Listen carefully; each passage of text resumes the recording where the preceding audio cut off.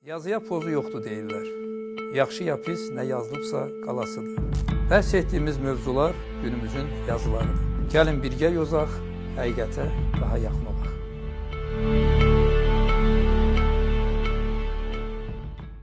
Salam əziz izləyicilər, xoş gördük. Bugünkü qonağım tanınmış teatrşünas, dramaturq Çingiz Ələsgərlidir. Biz teatrlarda struktur dəyişikliyi və Azərbaycan mədəniyyəti 2040 konsepsiyası barədə söhbət açacağıq. İnanıram ki, maraqlı bir söhbət olacaq və dinləməyə dəyər. Çingiz müəllim, xoş gördük. Salam aleyküm. Siz uzun illərdir teatr aləmində çalışırsınız, teatrşünassınız, dramaturqsuz, həmişə fəallığınızla seçilmisiniz. Hazırda yəni yaş baxımından təqaüddəsiz, amma sənətkarın təqaüd yaşı yoxdur.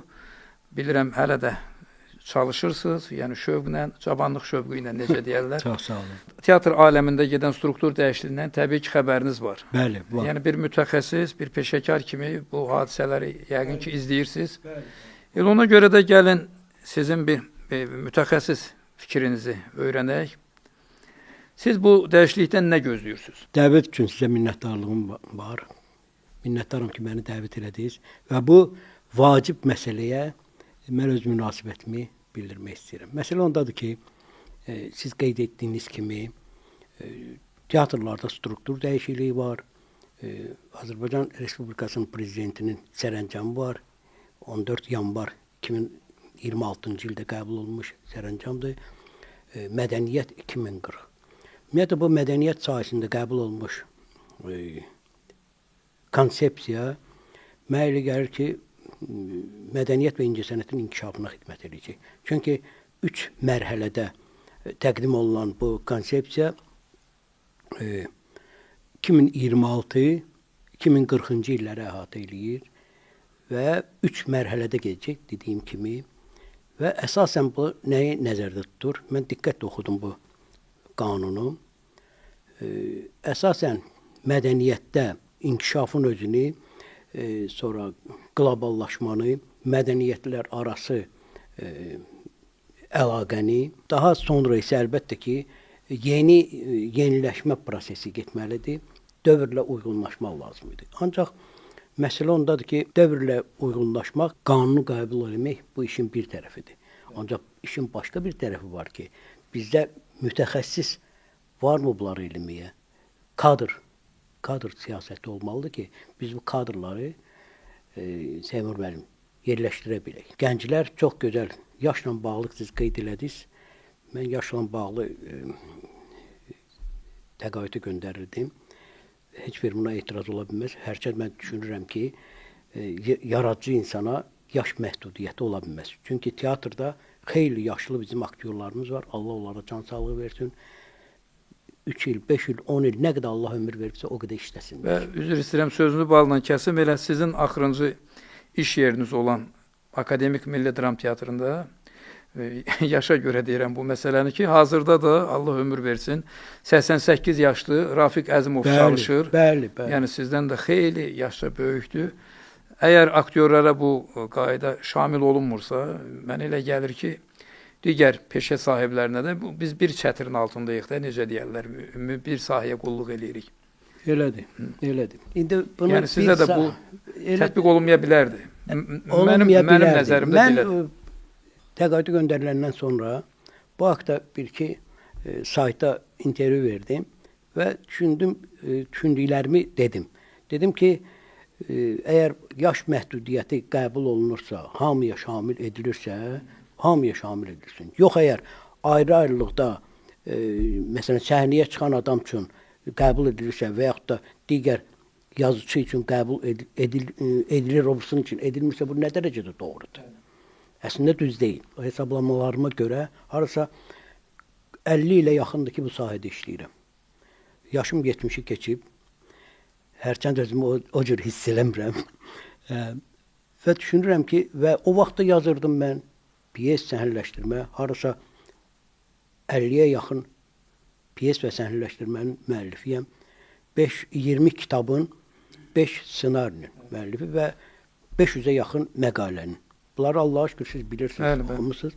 Teatr haqqında da Elə məlumat üçün deyim ki, demək olar bizim bütün bölgə teatrlarında sizin əsərləriniz tamaşaya qoyulub. Bəli. Hal-hazırda da gedir. Bəli. Hal-hazırda Qax Kukla teatrında mənim bir pyesim getdi. Bir də indi Ağdam teatrında hazırlanır. Yəni normal mən qarşılayıram, ancaq sadəcə haqsızlığa bir qədər biganə qala bilmirəm.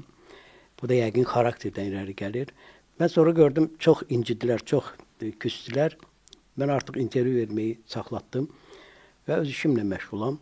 Ancaq son dövrlər görürəm, yox, yenə teatrlarda gedən bu proseslər məni çox narahat elədi. Bəzi vəzifələrin ixtisarı. Elə gələyim onun üstünə. Çünki əsas bizim söhbətimiz də bu barədə. Bəli. Bəzi sənətlər, məsələn, baş rejissor və bədii rəhbər vəzifəsi ləğv olundu. Baş rəssam vəzifəsi ləğv olundu. Və digər teatrda yaradıcılığın təminatçısı olan vəzifələr ləğv olundu. Yerinə yaradıcılıq şöbəsi, kommunikasiya falan şöbələr yaradıldı. Və həmən o vəzifələrə bu sahədən az məlumatlı olan adamlar Elə bax, onu deyəcəkdim ki, sizcə bu dövrün zərurəti idi, yoxsa yenilənmə sevdasına düşənlərin istəyi, diktəsidir? Bu daha çox yenilənmə sevdasına düşənlərin diktəsidir. Bu tam açıq deməliyik. Və sözün düzü bu yenilənmədən mən heç nə gözləmirəm. Əksinə düşünürəm ki, bu İşin ziyanlı olacaq. Bəli, işin ziyanlı olar və teatrın yaradıcılığına çox mənfi təsir göstərər. Çünki teatrda baş rejissor və yaxud da bədii rəhbər olmayanda belə bir gəmidə kapitan yoxdur. Bəli. Gəmi hara gedəcək, hansı istiqamətə gedəcək, bunun məqsədi nədir, bunun siyasəti nədir, repertuar siyasəti nədir, nəyi qoyub, bir rejissor dəvət edəcəklər, quracaq tamaşanı, növbəti rejissor başqa bir şey quracaq, obrisi başqa. Bu, mənə elə gəlir ki, o qədər müsbət nəsə gözləmək mümkün deyil. Amma bir yadımıza salaq ki, Çingiz müəllim, arada bir 5 ildən artıq bir müddətdə 2010-cu ilin mayından 2015-ci ilin sentyabrına da Allah ömür versin, İsrafil İsrafilov teatra direktor vəzifəsini icra eləyəndə həmin periodda, dövrdə baş rejissor yox idi. Yadınızdadır o. Bəli, yadımdadır. Və demək olar, o özü ixtisasca teatrşünasdır və yaradıcı adam, rejissordur, yaradıcı adamdır deyə sanki qeyri-rəsmi baş rejissor funksiyasında elə bil öz üzərinə götürmüşdü. Özü nəzarətdə saxlayırdı bu işi. Bəli, yaxşı yadımdadır. İndi o özü bu sahəni bilən adam olduğu üçün bu normal qəbul oluna bilər. Ancaq amma başqa bir adam gəlsin. Yetərincə deyil. Yox, indi bu dəqiqə teatrların hardasa, əgər səhv eləmirəmsə, 8 ya 9-unda direktor yoxdur. Elədir, üst-üstə. Və təyin olunan direktorların əksəriyyəti elə kənardan gəlmiş adamlardır və bu sahəyə uzaq adamlardır. Onlar olan sahədə nəsə yenilik gözləmək mənə gəlir mümkün deyil. Bundan əlavə, o təyinatlar ki olur, onlardan da mən heç nə, məsələn, mən heç kimin adını nə pisliyə, nə yaxşılığı çəkmək istəmirəm. Sadəcə olaraq, əgər teatrdan söhbət gedirsə, teatrın inkişafından söhbət gedirsə, biz normal düşüncə ilə fikirləşib görək bu işin axırı necə olacaq. Axı, Tofiq Kazımov teatrı var idi. Ondan əvvəl Adil İskəndərovun Adil İskəndərov teatrı var idi, Mehdi Məmmədov teatrı var idi, sonradan yarananlar Hüseynağa Atakişiyev var idi, Vaqif, Allah rəhmət eləsin, Vaqif İbrahimoğlu teatr yaratdı, sonra Şəkidə Vaqif Abbasov yaratdı. Allah rəhmət eləsin. Bəli, Allah rəhmət eləsin. Bunlar axı, rejissor var, teatr var. Rejissor yoxdur, baş rejissordan gedir söhbət, yox, bu liderdir. Bu teatrı arxasınca aparan liderdir. Bunun aktyorlar ona inanıb, istiqamətini müəyyənləşdirən adamdır. Bəli, aktyorlar ona inanıb gəlirlər teatra və ona inanıb rollarını oynayırlar. İndi necə olacaq? Yaradıcılıq şöbəsi nəyi müəyyən edəcək, nəyi təyin edəcək və hansı istiqamətə teatr aparacaq? Bax, bu artıq biraz qaranlıq məsələlərdir. Özdə siz yəqin bilirsiniz də, indi strukturda belədir ki, yeni ştat cədvəlində direktor müavini mərkəz teatrlardan gedir. 2 direktor müavinindən biri sırf yaradıcılıq işlərinə baxacaq. Bayaqdan belə idi ki, onu direktor içəridə özü bölgünü müəyyənləşdirirdi. Amma indi elə nazirlikdən təyinat nomenklatur dəyişdi. o cür göndəriləcək. Sadəcə burada bir maraqlı şey var da. Baş rejissor ya bədii rəhbər, o da o vaxt nomenklatur idi, bilirsiniz. Onu da nazirlik təyin eləyirdi. Bilirəm. İndi həmin vəzifə yoxdur. O təxminən yaradıcılıq şöbəsinin müdürü statusuna yenib də belə götürək. Bu ad dəyişib. Direktor müavini də birinci şəxs deyil, yəni direktorun iradəsindən belə götürəndə aslı adamdır. Necə ki, nazir var, müavinlər var. Amma əsas sərəncamçı adam və sözü deyən adam sonunda nazirdir də, müavinlər deyil. Burada da direktordur. Üstəlik nəzərə alaq ki, Sovetdən bu yana bizdə qəbul olunan modellə Bədii Şuranın sədri həmişə teatrın direktoru olub. Bəli. Elədirmi? Elədir. Siz özünüz də Bədii Şuranın üzvü olmusunuz, ədəb hissə müdürü kimi Milli Teatrda. Yox, həm də məsul katib olmuşam. Məsul katib, bəli. Üstəlik də bilirsiniz ki, Bədii Şuranın sədri olmaqla yanaşı o 2 səsə malikdir. Elədirmi? Yəni həlledici səs ondadır. Bəzən bizdə, mən bunu niyə xüsusi belə bu məsələnin üstündə dayanıram? Teatr direktorunun da sanki vəzifəsini, səlahiyyətini və əhəmiyyətini elə bir kiçildirlər. Bu sıradan bir müəssisənin rəhbəri deyil, yaradıcı müəssisənin direktorudur. Ona görə də teatr ki, bax orada qarışıqlıq elə orada düşür.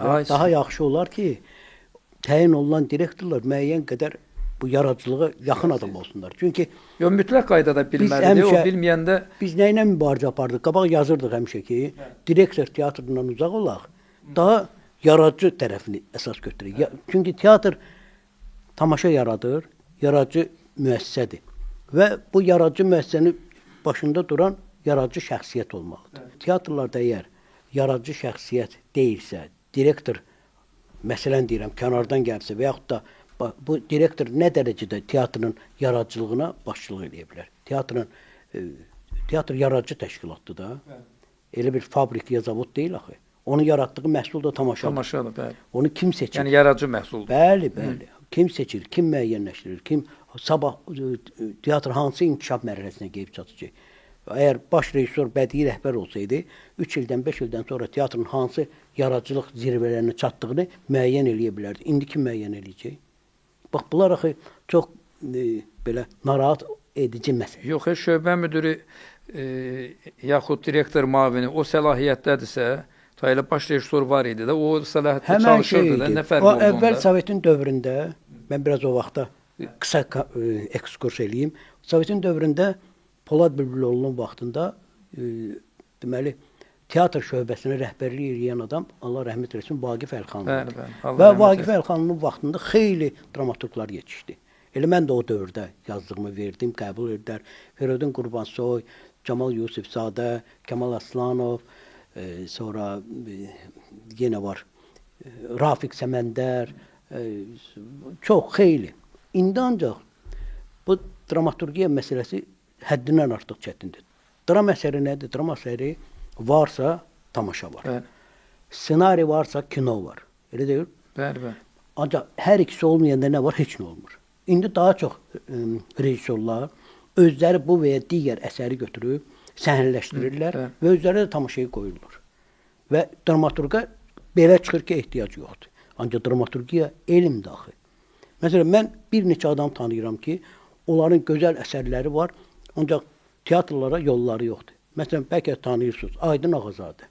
Bəli, əlbəttə. Onun bir neçə əsərini, ona görə yox ki, mənim tələbə yoldaşım olub, ona görə yox ki, mənim dostumdur. Sadəcə o əsərləri elə gözəl əsərlərdir ki, hətta Azərbaycandan kənara çıxa bilən əsərlərdir. Dahidir, baş tutmayan elçilikdir, Ağa Məhəmməd Şah Qacardır, sonra yenə var, Dahi əsəri ümumiyyətlə unikal əsərdir. Bu təsəvvürün belə əsərlər, hətta indi o yazır Məmməd Əmin Rəsulzadə haqqında əsər, belə qlobal tematikadır, ideya çox möhtəşəmdir. Ancaq nazirlik onu tanıyır, xeyr tanımır. Ancaq Vaqif Əlxanov o dövrdə dramaturqların hamısını tanıyırdı. Teatr Xadimlər İttifaqı məşğul olurdu. Dramaturqları bir ara mən orada Teatr Xadimlər İttifaqında işləyəndə dramaturgiya bölməsində xeyli adamı, cavanları mən gətirdim. Onlara biz necə Moskvada keçilir Çexov dərsləri, biz burada elədik Axundov dərsləri. Və sağ olsun Azərbaycan, indi xeyli onun nə qədər mənfi xüsusiyyətləri olsa da, ancaq belə Allah rəhmət etsin. Müsbət cəhətləri də var idi. O, məsələn, ağlabatan ideyaları qəbul edirdi. Belə deyəndə biz elədik və o indiyəcən bilmirəm davam edir yoxsa yox. İndi Hacı İsmailov da orada, Allah can sağlığı versin.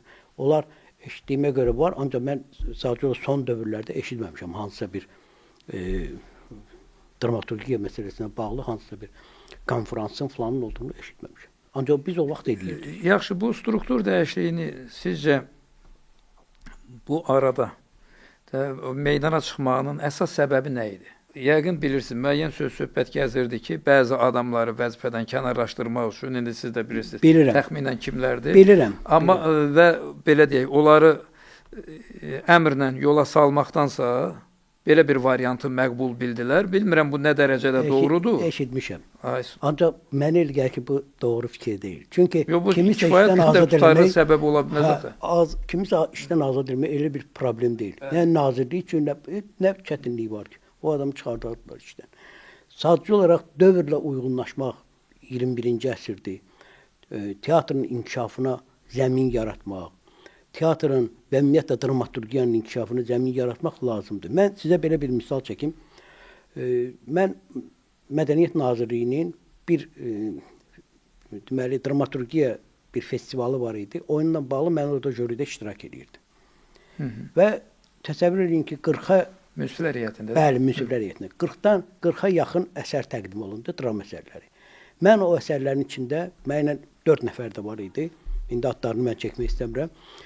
4 nəfər adam, mən özümə cavabdehəm. Mən oradan 2-3 piyes seçə bildim. Qalanlar hamısı aşağı yox, çox aşağı səviyyədə idi. Dramaturgiyanın qaydalarını bilməyən adamlar tərəfindən yazılmış əsərlər idi. Biz dramaturgiyanı heç yerdə öyrətmirik. Dramaturgiya heç yanda tədris olunmur. İncəsənət Universitetində mən uzun müddət orada dərs demişəm.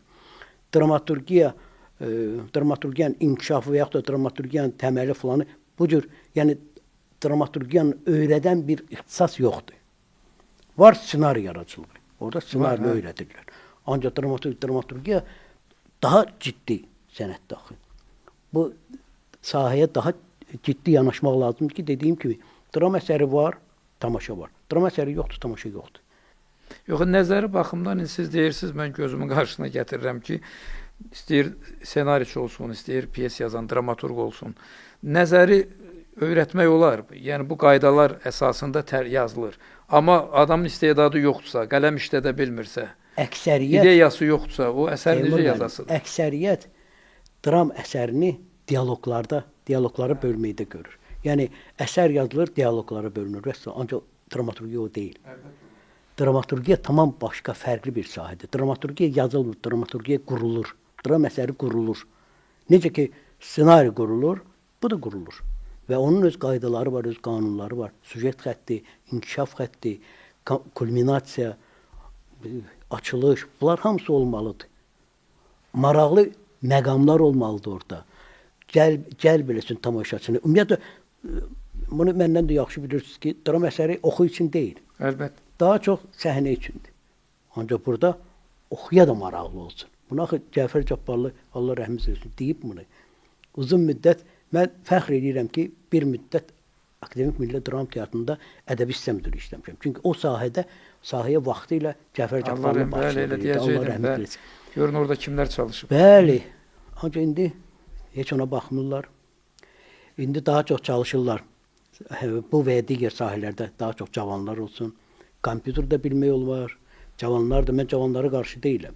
Mənim üzr istəyirəm çox-çox, mənim uşaqlarım da cavandır.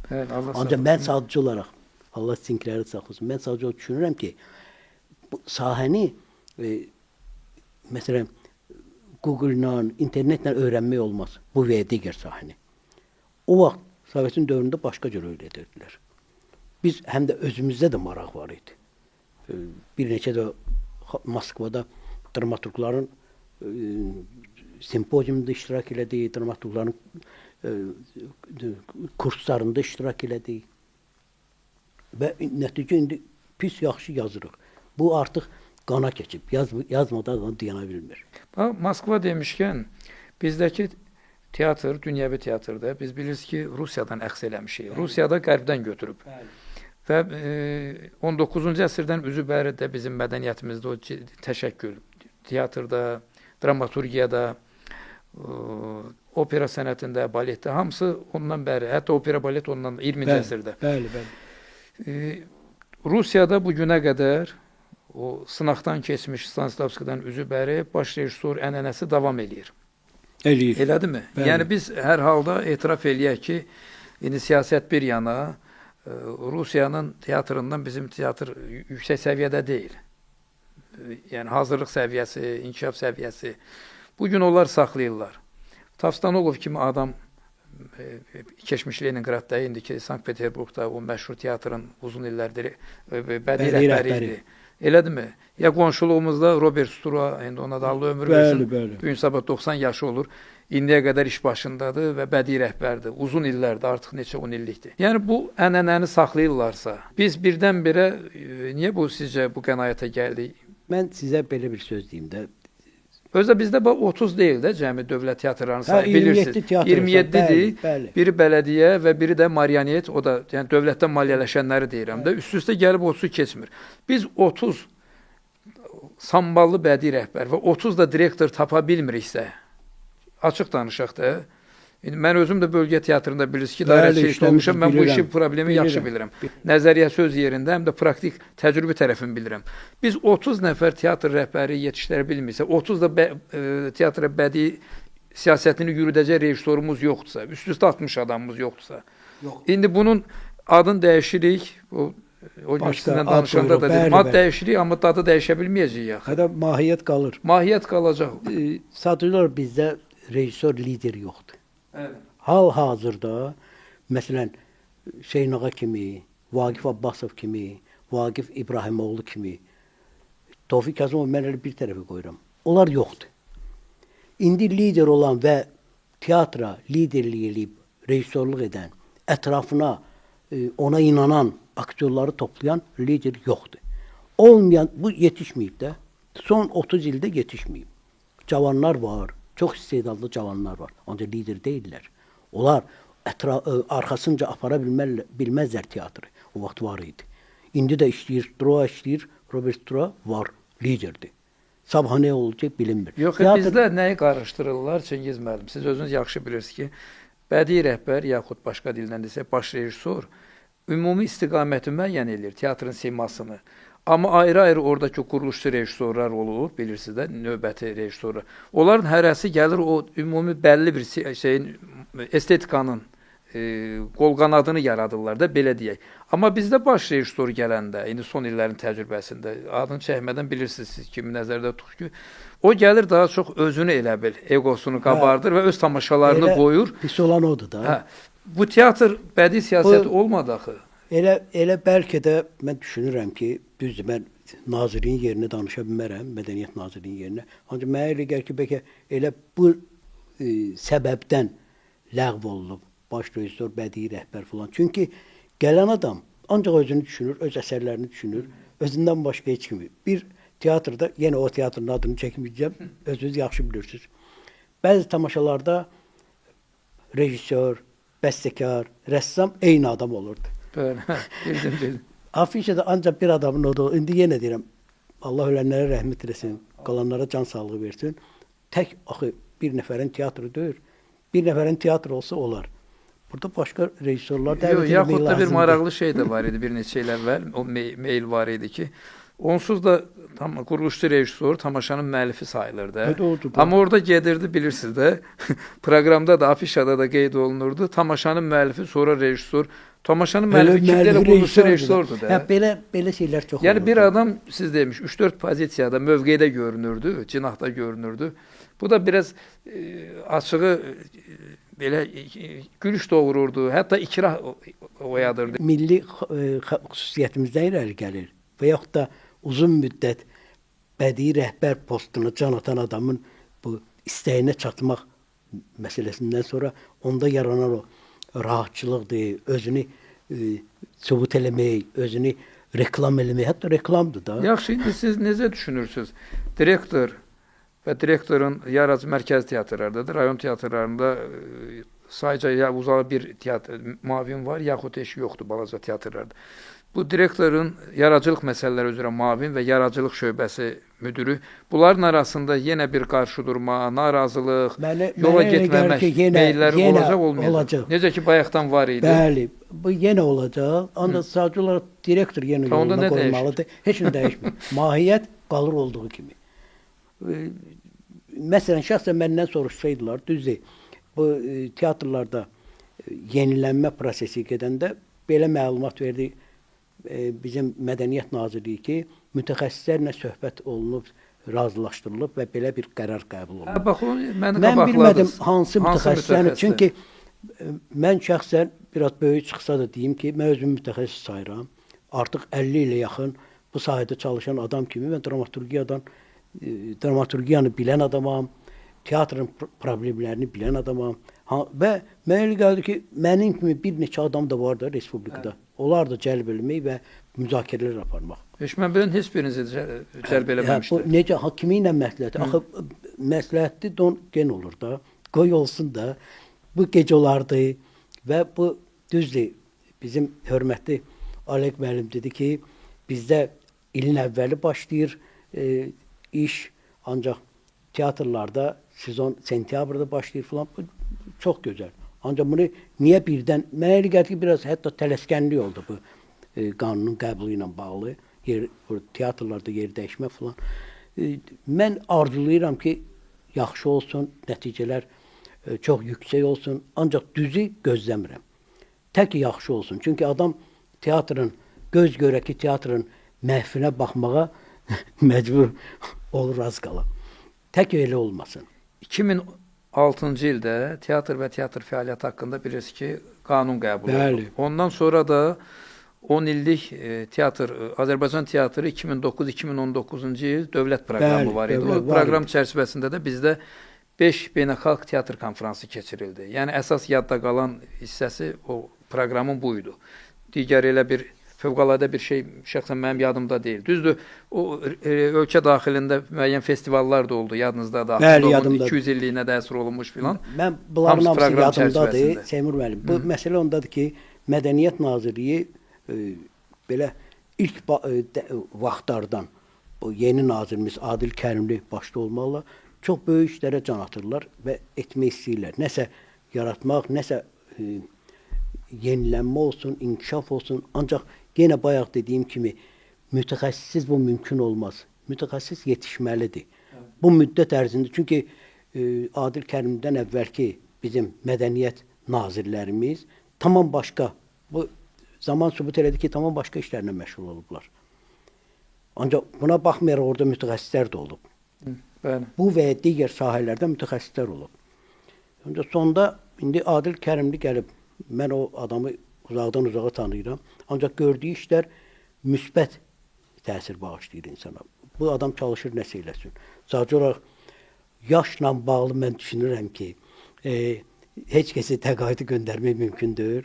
Yaxşı olardı ki, yaşlı və yaxud da qeyri-yaşlı, hansısa bir müəyyən mənada bir yerdə işləyib, teatrın, mədəniyyətimizin inkişafına xidmət eləsinlər. Yaxşı, bütövlükdə konsepsiyadan nə gözləyirsiniz? Konsepsiya valla mənə elə gəlir o istiqamətlər ki var 4-5 istiqamətdə. Yeri gəlmişkən 2014-cü ildə də konsepsiya qəbul olunmuşdur. Bəli, olunmuşdur. Bu elə bir yenilənən konsepsiyadır. Burada 2026-2040 və 3 mərhələdə davam edən konsepsiyada əsas mədəniyyət... Bu biraz yubandı bu il qəbul olundu. Bilirsiniz də 3 il idi hazırlanırdı. Mədəniyyətlərin o bir-birinə inteqrasiyası, sonra mədəniyyətin inkişafı, sonra tolerantlıq, kadr bazasının hazırlanması, kadr bazasının hazırlanması bir neçə istiqamətdir və çox maraqlı və çox ümidverici, bəli, ümidverici məsələlərdir. Burada həm dil məsələsi də var, millətin mövcudluğu onun dili ilə müəyyən olunur və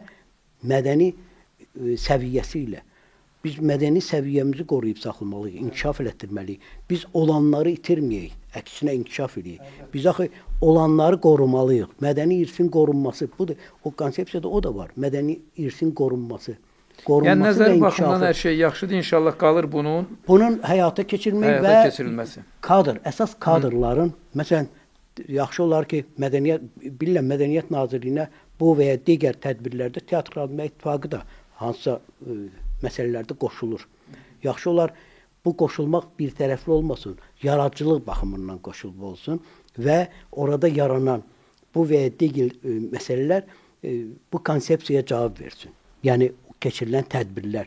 Ancaq Mədəniyyət Nazirliyi hansısa bir işi eləyirsə, Teatr Xadimləri İttifaqı ancaq kimlərinsə təbriki və yaxud da fəxri fərman ödənişi ilə fəxri fərman verilməsi ilə başa çatmasın. Tamam başqa bir yaradıcı məsələləri də baş vursunlar və mütəxəssis dəvət edib, əgər hansısa işdə çətinlik varsa, mütəxəssis dəvət edib daha mükəmməl inkişafına nail olsunlar. Mən düşünürəm belə olsa daha yaxşı olar. İnşallah. İnşallah. Hər halda necə deyirlər, nikbin əhval-ruhiyyə ilə gəlin bu söhbətimizi yekunlaşdıraq. Ümid heç vaxt ölmür də, ümid. Bəli. Biz arzu eləyək ki, ümid elə var. Yəni biz də əslində bunun marağındayıq ki, ancaq bu hər şey yaxşı olsun. Bəli, mən minnətdaram. Yəni kağız üzərində qalmasın. Seymur müəllim, sizə minnətdaram ki, belə vacib bir mövzuya toxunmusunuz. Vacib bir məsələni qaldırırsınız. Düzdür, artıq bir qədər gecdir, işlər artıq qərar verilib, biz onu müzakirə edirik. Ancaq yenə gec də olsa bu məsələyə qayıtmaq, yada salmaq və bu məsələni müzakirə etmək mən bilən lazımdır və vacib. Yox, bu cəmiyyətin səsi, reaksiyasıdır da, o baxımdan lazımdır. Qoy olsun. Bəli, o Media baxımdan lazımdır. həmişə cəmiyyəti təmsil edir, cəmiyyətdə ona görə olsun. Və biz ikimiz də bu sahənin mütəxəssisiyik, ona Bəli, görə də əlbəttə, biz ən azından elə 2 nəfər öz Siz də fikrini uzun bildirir, müddət bu münasibət. sahədə çalışan adamsınız. Mən də bu sahədə çalışıram. İndi də hesab edirəm ki, çalışıram. Çünki əsər yazmaq da elə çalışmaqdır. Belədir, əlbəttə. Mən minnətdaram sizə. Çox sağ olun. Siz Və sağ olun. dəvətiniz üçün minnətdaram. Çox sağ olun. Təşəkkür edirəm. Var Buyurun, olasınız. buyurun. Əziz izləyicilər, belə ilə söhbətimiz başa çatdı. Kanala abunə olmağı, fikir və təkliflərinizi yazmağı, bəyənməyi unutmayın. Sağ olun, Allah'a əmanət.